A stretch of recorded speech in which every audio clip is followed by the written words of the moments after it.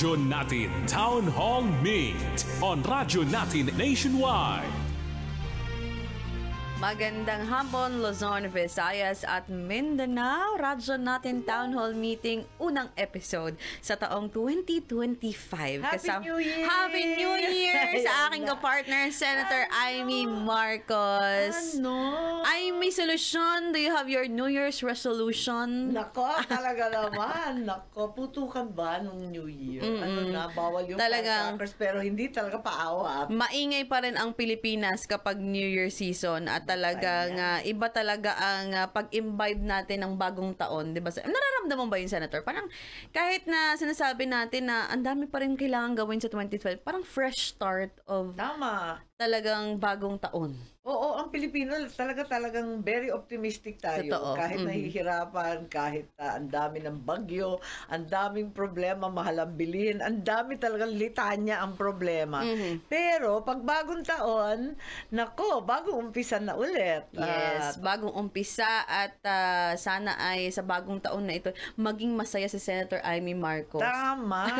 Oo. Papasalamat tayo sa Panginoon sa dami ng biyaya sa atin. At sana tuloy-tuloy sa susunod na taon maginhawaan ng konti ang ating mamamayan sa cost of living. Ayan na naman siya. At makatulong tayo ng todo-todo. Ano naman ang iyong New Year's resolution? Sinabi ko na sa iyo yung mga New Year's resolution ko, puro palpak. New Year's resolution natin hindi na nami-maintain, kaya wag na natin sabihin. Huwag na natin sabihin, nakakahiya. Hanggang ano lang, ilista lang. Hindi siya nasusolusyonan. Wala naman nangyayari. Meron sinasabi na imbes daw na gumawa ng mga napaka-titinding resolusyon na hindi nga na isasatupad, mas maigi daw yung mga small resolution Totoo lang. yan. Huwag na yung mga, magpapapayat ako, the ever-loving, magpapapayat ako na wala naman nangyayari. Yes. Imbes daw na ganon, ayun, yung ayusin mo daw yung bahay mo na wala kang ligtas. Walang clutter, diba? Walang Multi-clutter. At saka, wala kang ligtas, dadaanan mo talaga yung sapatos mo na pang walking. Ayun. Tapos, bago ka uminom ng kape at manood ng TV o mag-check ng cellphone, mapipilitan ka maglakad. Ay. Ayun. Kumbaga, mayroon kang maliit na exercise na agad, Oo, diba? kagad. Pilitin mo yung sarili mo, ikalat mo sa buong bahay para akyat panaog ka, iikot ka sa buong barangay, yung gano'n. Pero magandang tip yun, Senator, no? Para sa mga nakikinig sa atin na one small goal at a time. Oo. Hindi mo kailangan mag-New Year's resolution na etong taon na to, talagang makaipon ako ng ganito, Tama. pumayat ako. Tama. At least siguro yung resolution for your health, yun nga, makalakad ng 5 minutes a Tama. day. Diba? Makatulog ng additional 1 hour. Oo, yun. Agahan. Kasi, minsan hindi ka makatulog kasi nanonood ka o bawasan ng cellphone. Nasi-stimulate tayo ng kaka-cellphone natin, kaka-social media. Dapat ilimita na nga yung cellphone na yan. Tapos uminom ng maraming tubig. Yan. Malaking bagay yun. Tapos, ano pa ba? Ano pa mga resolution na small time lang? Huwag kakain ng matataba o karne sa Lunes. Isang araw lang, sa linggo. Meatless Monday. Ay, magandang ano yan, Oo. Meatless Monday. Or kahit anong araw sa isang buong linggo. Madali Siguro, lang kasi yun kasi kapapamalengke mo lang Linggo. Oo, ng linggo. Ayun. Save. Yung mga tira-tira mo na ubusin mang Lunes. Totoo yan. So At again, saka sariwa pa yung gulay na nabili. Ayun. So, Meatless Monday. maliliit na mga resolution at maliliit na goals. Kasi pero palpak nga dun sa malalaki. Ano ba? Pero bilang isang senadora at public servant, nagsisimula sa maliit pero pinapalaki din yung mga goals talaga para sa ating mga kababayan. Ganon. Siyempre, kayod. Minsan naiinip ang mga tao kasi parang ang bagal-bagal ng pagbabago. Pero kahit papano, ayun, umuusad naman, hinay-hinay. Yes. Inot-inot sa Ilocano. Inot-inot ang hinay-hinay sa Bisaya, Oo, sa inot-inot Bisaya. sa Ilocano. Oo. Naimbag nga maleb ang good Ayun, afternoon, mga 'di ba? maleb. Kasi sa mga nakikinig sa atin from Kastamit king ka. mga Ilocano diyan. Anong ibig sabihin noon, Manang? Sino bang kagrupo natin? Ayan, ang Ngayon, kagrupo natin ngayon ay pupunta tayo ng Alam mo naman, Odiongan. around the Philippines, Yes. around the islands tayo dito sa istasyon season na to. Odiongan Romblon, ayan. Pupunta rin tayo ng Ubay, Bohol. At pupunta rin kami ng Takurong, Sultan Kudarat. Makakasama natin ang mga partners natin dyan. And una, makakasama natin radyo natin Odiongan Romblon, Rochelle Makasait Britannico. Magandang hapon sa iyo, ma'am. Yes, Rochelle. Ayan, makakasama din po natin mula po sa radyo natin Ubay, Bohol, Yet Reyes. Magandang hapon sa iyo, sir. And last but not the least ngayong hapon, radyo natin Takurong, Sultan Kudarat. Kasama natin Relin Obeja. Magandang hapon. Relin. Magandang hapon po. Magandang hapon din po, Senator Amy. Ay, maayong hapon, Relin. Maayong hapon sa mga Bisaya na imbag na malib, sa mga Ilonggo. Yes, sa mga Ilonggo. Ilonggo Dyan sa Sultan Kudarat.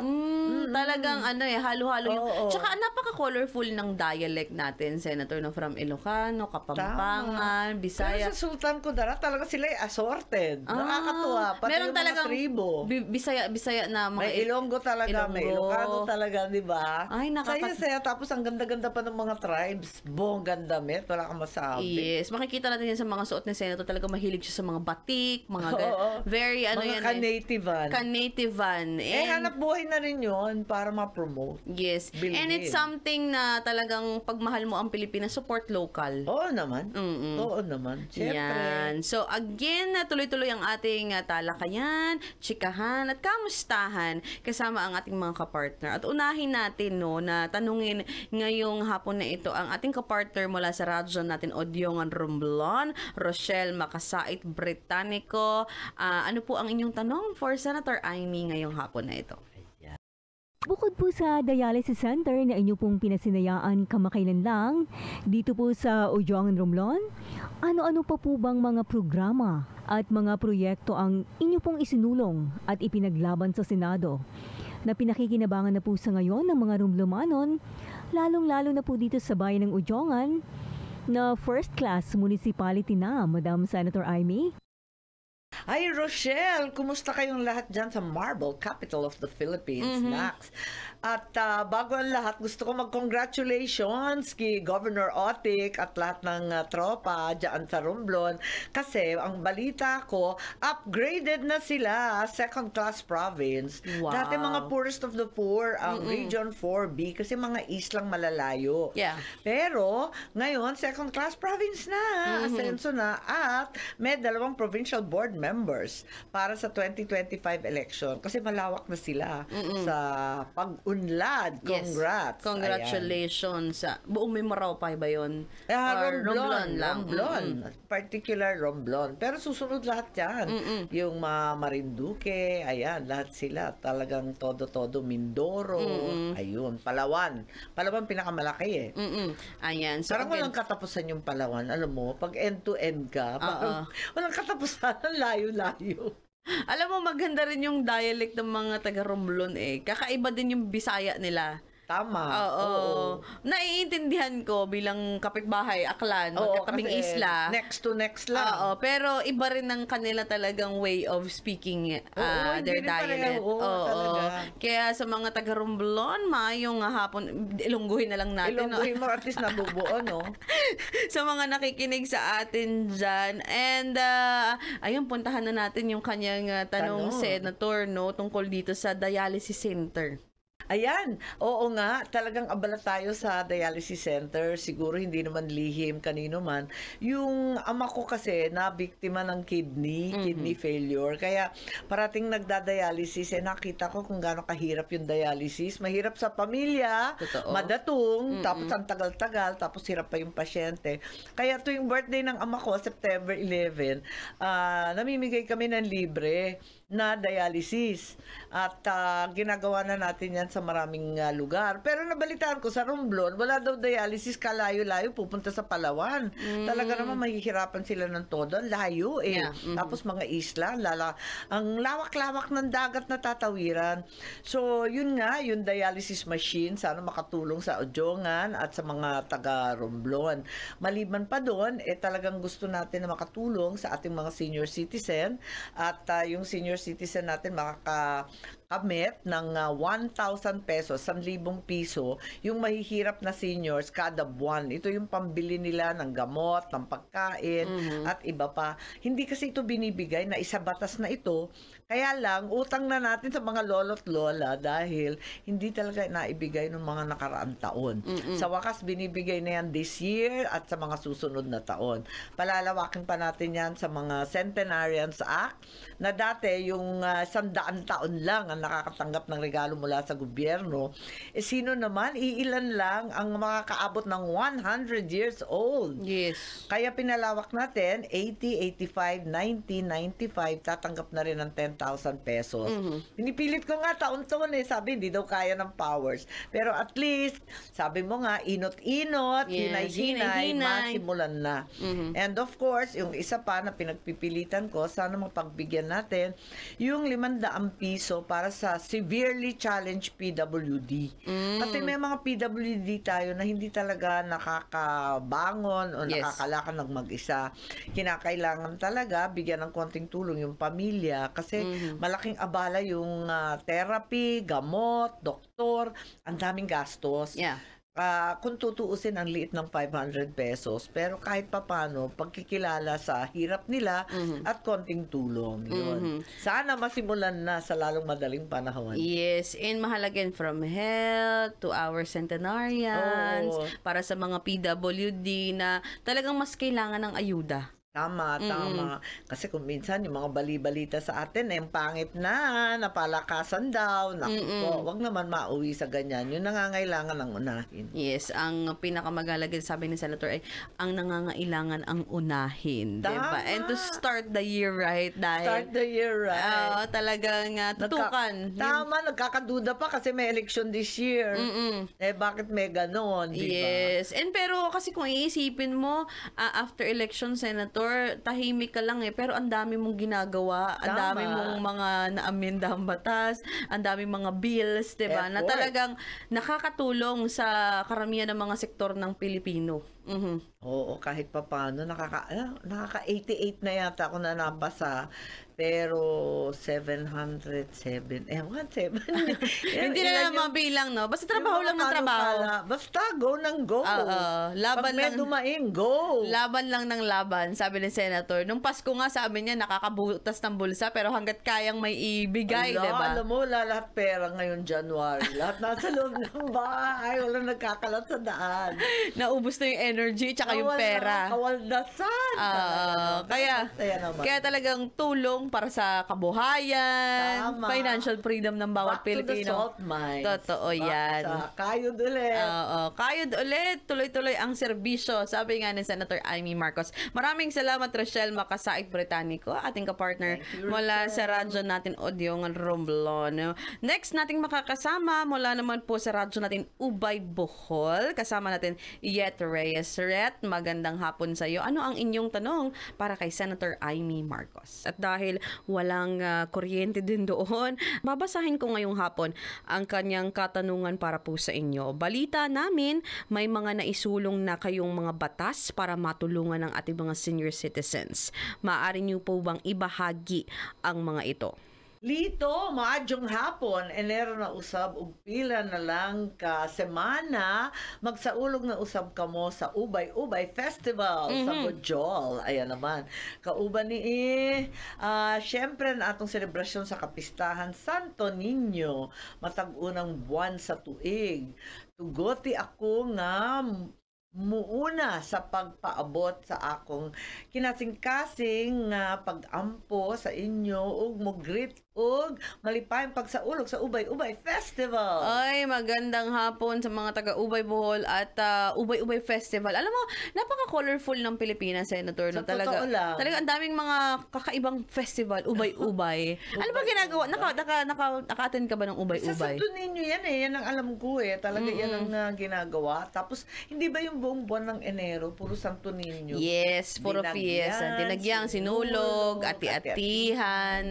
Saya-saya masaya eh. Makikifiesta naman ang mga Nanay ko, taga-Bisaya. Bisaya. Talagang sobrang panatiko sa Santo Niño. Santo Niño, oo. Senyor Santo Niño. Viva Pit Senyor talaga kami. Viva Pizza. Alam mo ba, Senator, na may trivia dyan eh. Ang first Santo Niño daw ay natagpuan sa Ibahay, Aklan, kung saan ako pinanganak. Ay, gano'n. Hindi Yes. sa Kuan, hindi sa Southern Leyte. Oo, yun nga ang yan ang sinasabi nila. Syempre bawat probinsya may pagmamalaki. Hindi dito sa amin yun. Oo. Pero yung sinasabi na doon daw sa Pero Ibahay, gano'n kasi kadeboto talaga ang Bisaya sa Santo Niño. Yes, iba talaga ang love kay Senyor Santo Niño. Kaya ang saya-saya ng fiestang Bisaya kasi talagang street dancing. Mm-mm. Kami pilit na pilit sa Ilocos eh. Kasi sa totoo lang, wala namang Santo Niño. Hindi umabot ng Santo Niño sa Luzon. Napunta lang sa Tondo kasi ang daing mga arastre, yung sa Yes. bandang pier, lahat na nagtatrabaho sa pier, mga Bisaya. Saya. Ayun, dala-dala. May sa sarili Senyor silang Santo ati-atihan festival Correct. dyan eh. May Oo. sariling ati-atihan, may sariling Tondo, Santo Niño Church, di ba? Ayun, nakakaaliw. Ayan, kaya happy fiesta sa lahat ng mga magpi-fiesta. Ubay pa more. Ayan, January 29 yan. Yes. Sabay-sabay kasi sila. Nakaka-hectic pag third week of January. Totoo. Pero sabi nga ni Sen, kung kayang puntahan lahat, di ba, pupuntahan mo. Oo, enjoy eh. Masaya, talaga. Makikisadsad ka. Correct, Sa amin kasi doon sa sadsad yun. ati-atihan. While doon. Yes. Ayan. Balikan natin yung tanong ni Yet Reyes. Sabi niya nga, balita namin may naisulong na kayong batas para matulungan ang senior citizens na nabanggit niyo nga Ayan, kanina, nabanggit Senator. ko na yan eh. Pero ulitin ko. Ayun. Ang mga seniors natin talagang kailangan ng tulong at saka sa amin sa Ilocos, saksakan ang dami ng seniors sa kakakain yata ng malunggay, saluyot at lahat ng gulay. Fresh kasi eh. Oo, Tsaka at yung saka fresh kwan. air din. Oo, palagay ko at saka yung nagtatanim. Iba yun eh. Pag May sabi nila exercise. may exercise eh, hindi tumitigil. Ayun. Tapos, may 6 to 7 years older ang mga Ilocano kesa sa ibang Pilipino. Dahil sa lifestyle nga. Tapos, yun nga, abalang-abala kami dyan sa ating senior citizens, kahit malusog at matibay ang katawan, hindi maiwasan may comorbidities na. Kaya, may diabetes, syempre high blood, talaga, cholesterol, ganyan na talaga eh. Kaya, kailangan bigyan sila ng tulong para sa gamot, sa iba't ibang kinakailangan. Eto nga, yung 1,000 kada buwan. Ilang taon na yan na sinabatas? Hindi naman binibigay. Pinagpilitan ko last year. Natatanggap sila ng 1,000. Hindi lahat hindi daw kaya. Yeah. Pero yung mahihirap na matatanda, nakakatanggap na. So at least kahit paano nakatulong tayo. And alam mo, lumalawak ngayon na nakakaabala. Kung may malnutrition sa mga kabataan, may malnutrition sa matatanda. Hindi pala kumakain ng sapat kasi wala nang gana. Yeah. At saka, parang tinatamad na magluto kung mag-isa. Ayun, tapos na... Wala ka pang kasalo sa Walang pagkain. kasalo. Alam mo, nag-trending nga yan, Senator, di ba? Yung mga nakakaluwag-luwag daw sa buhay na hindi na marami ang tubig ng noodles. Yeah. Pero, wala ka naman ng kasalo Wala nang kumain. kasalo. Oo. Oo. Kawawa nga eh. So, nagkakaroon tayo ng lumalawak na mga datos na marami ng malnutrition, maraming nag-iisang mga matatanda na talagang parang abandoned ba? Yeah. Kaya eto nga, kailangan tulungan. May centenarian sa act din, yung nabanggit ko kanina, na pinalawak na natin, pagkat iilan lang naman ang aapak ng 100 taon. Yes. At Napalagay saka para, mo ba, parang abot ma-enjoy ba pa tayo nila, dyan? di ba, Senator? Oo naman. Parang iniisip ko kasi pag ako binigyan ng 100,000 ng 100 na ako, aanhin ko naman yun. Correct. Para hindi ka na makabangon. Tama. Kaya dapat, 80 years old, 85, start na tayo, 90, 95. Kasi dyan nag-uumpisa yung sinasabing comorbidities. Kailangan ng gamot sa diabetes, sa kung ano-anong high blood. Ayan. Kailangan talaga magtulungan. At saka kahit pa paano may enjoy mo pa. May iba pang nakakakain pa, nakakalakad pa ng 85, di Huwag ba? naman yung nakaratay na, tsaka mo lang tutulungan, bibigyan ng regalo. Alam mo, nakita ko yan kasi yung great-grandma ko, umabot siya ng 101. Wow! Pero hindi na siya, alam mo yung, syempre wala nang mga ligament daw sa buto. So pag Aray, gumalaw, oo, masakit masakit na lahat, diba? bone to bone na. Oo, so talagang, parang magandang nga yan, idea talaga na para ma-enjoy pa naman at magamit talaga. Magamit. Ano yun? Aanhin pa ang damo. Wala nang kabayo, Yun tama. na. So, again, yan po ang isa sa mga isinusulong ni Senator Amy Marcos, no? Talagang Naging batas na, success na. Yes, It's ayan, fair. batas na para sa ating mga senior citizens. May mga batas na rin for PWD, Yes, diba? and solo parent. Mm-mm. Yung mga solo parent, ako talaga. Marami talagang umaasa dyan, Senator, kasi ang daming mga solo parent, no? O, sa Na totoo hirap lang. din talagang itaguyod yung kanilang mga anak. Ako, hindi biro kasi talagang kulang sa datung at nagtatrabaho. Tapos kulang sa time kasi hindi maalam kung paano ipaghahati ang sarili sa anak at sa trabaho. Totoo. Tapos kulang sa love life. Walang Ayan. jowa. Hindi Ang masaya. daming kulang. Hindi na masaya, wala pang pera, kaya bibigyan na lang daw ng ayuda. Aray ko. O tulong ni Tulong, Senator tulong. Amy Marcos, Oo. 'di ba? Para naman na maitaguyod ang Tama. kanilang mga anak. And saludo tayo diyan sa mga solo parent, no? Kasi Oo. hindi talaga madali. Marami nagiging solo parents, lalaki din Wagis na bin, hindi lang puros babae. Totoo. Marami ring lalaki kasi yung mga kababaihan nag-OFW sa abroad. Kadalasan babae ang umaalis Yun ang problema. Wala nang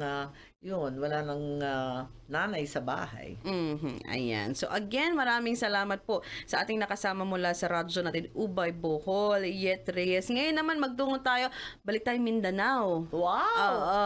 Ang layo-layo ng napupuntahan natin, Ayan, punta naman tayo sa Tacorong, Sultan Kudarat. Kasama natin Relin Obeja. Relin, magandang hapon sa'yo. Magandang hapon po. Magandang hapon, Senator Amy. May tanong po ako, Senator, kasi kapansin-pansin na sa tuwing papalapit na po yung eleksyon ay yung paglitaw ng mga kaso ng pagpatay sa mga tatakbo sa ilang lokal o nasyonal na posisyon. Ano na nga ba po ang mga hakbang o dapat gawing hakbang ng pamahalaan ukol dito? Oo, tama yan. Mayong hapon, Relin, tani mayad kamudira kag amuman sa tanang nagatanaw sa atong dira sa syudad ng Tacorong. Pabalik-balik na ako dyan sa Sultan Kudarat. Parang lahat na yata ng bayan dyan napuntahan ko. Kaya tuwan-tuwa ako na makapunta. Pero tama ka, ngayon na magkakaroon ng eleksyon, itong BARM election, na kauna-unahang eleksyon ng ating kamusliman, talagang mga kapatid nating Muslim abala sa mga pangyayari. So, ito ang problema natin kung paanong gagawin. So, unang-una, susuriing maigi ng mga COMELEC ang mga lugar at meron yatang listahan na ng tinatawag na hotspot. Natututukan talaga ng PNP at ng AFP yung mga hotspot natin kung saan ba talaga yan. At talagang isa sa tupad ng maigi, nako, yung gun ban, yan ang bloody sa Mindanao. Talagang iwanan na ang jowa, wag lang ang baril. Talaga yung Yes. baril, mahal na mahal kasi nila Talaga naman, kailangan mahigpit ang aksyon. Kaya tiisan tayo sa gun ban, Kasi yan talaga ang kinakailangan. Walang baril. Ayan, baklasin muna yung baril. At maigting na seguridad sa mga hotspot. Talagang kailangan. Higit sa lahat, kausapin lahat na wag nang mauwi sa karahasan. Ayun, nagpipeace compact naman tayo dyan at sana talagang ganun. Kasi sa Sultan Kudarat, tahimik na Wala na tayo nababalitaan na gulo. Wag tayo mabalik doon sa mga madidilim na araw kung saan may terorismo, may paputok, may bomba. Wag na yun, kawawa naman tayo. Hindi na tayo ahon kapag ganun.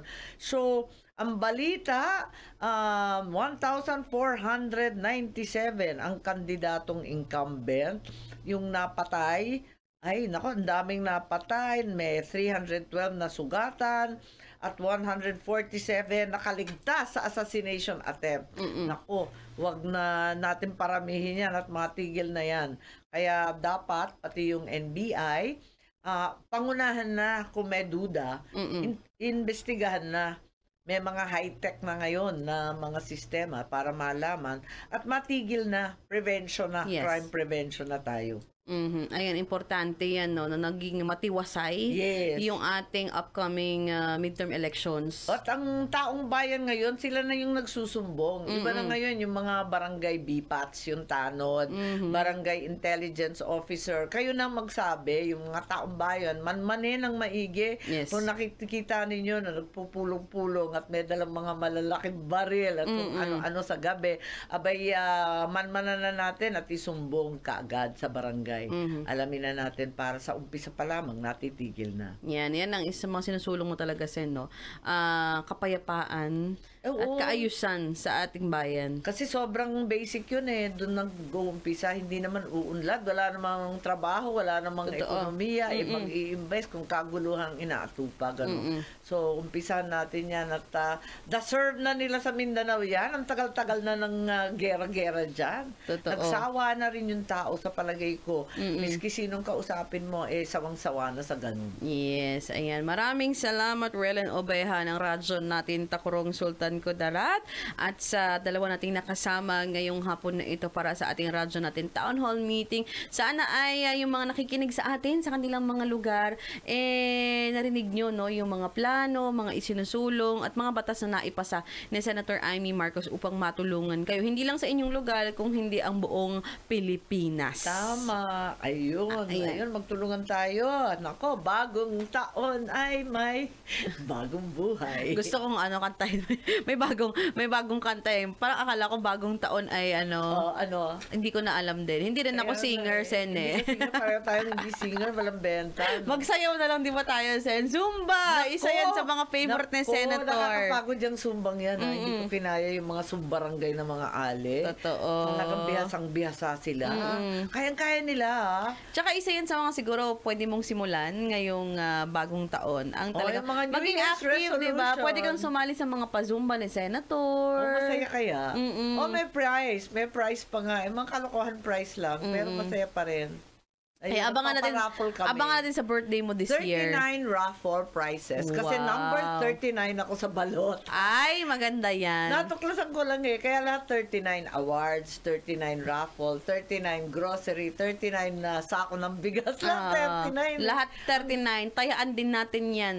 Ayan naman. Sa loto. loto. Huwag kalimutan. Number 39. Number 39. Ayun, talaga. Kaya sa 39 mga ng 39. 39. Kaya sa mga nakikinig sa atin, huwag kalimutan ang numero 39. Oo. At may premium. 39 years old.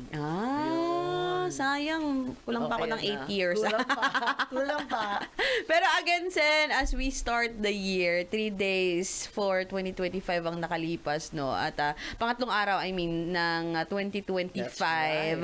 Kamusta ka? And sabi ko nga, ano ba ang mga pangarap mo pa at gusto mong mangyari sa taong ito para sa'yo and syempre para sa ating mga kababayang nakikinig? Oo, tuloy-tuloy ang trabaho. Sabi nila, eleksyon, ano? Huwag tayo masyadong mamulitika, huwag tayo masyadong magalit, magpakasaya. Basta tamang-tama lang, sige lang ang trabaho. Huwag tayo masyadong mahila sa politika, no? Trabaho pa rin, kahit eleksyon ng lahat ng balita. Talaga naman, puro sa eleksyon, kahit bagong taon. Ano ba yan? Yes. At sa mga lugar na nakikinig sa ating mga kababayan natin dyan, may mga pupuntahan si Senator ng Yes, mga areas, tama. no? Ilalagay natin sa comment section yan at abangan nyo sa mga lugar nyo ang pagbisita ng Senator Amy Marcos. Makikifiesta daw siya. Tama. Kung kaya ng kanyang schedule, mukhang aabangan natin doon sa mga fiesta. Magugulat ba kami? Bigla ka na lang magsi-street dance. Hindi ko nga alam paano pagkakasyahin lahat ng Santo Niño Festival. Type ko yung mga Pit Senyor. Ayan. And again, maraming salamat sa mga nakatutok sa atin sa ating programang radyo natin Town Hall Meeting. Sisimulan natin itong taon. Diba? Taon ng napakasaya. Ayan. Year of the Snake. Wow. Ayan. At alam mo ba daw? Afraid. Yes. Ano yan? Traidoran? Hindi naman siguro. Afraid. Pero alam mo ba na anong year ka ba pinanganak? Ewan ko, sheep. Oo, kasi Kambing? ang best friend daw or ang lucky nitong 2025 Year of the Monkey kasi best friends daw sila ng snake. Ay, mga matatalino sila. Oo, auspicious year daw ngayon, Senator. Ayan. So, kailangan ang values and resilience resilience, wisdom, and thoughtful progress. Wow! Ay, maganda yan. Yan ang mga Parang isang, winner. gusto mo ng thoughtful progress sa ating bansa. Panalo yan. Kaya wag Sige. niyong kalimutan. 39, tayaan na.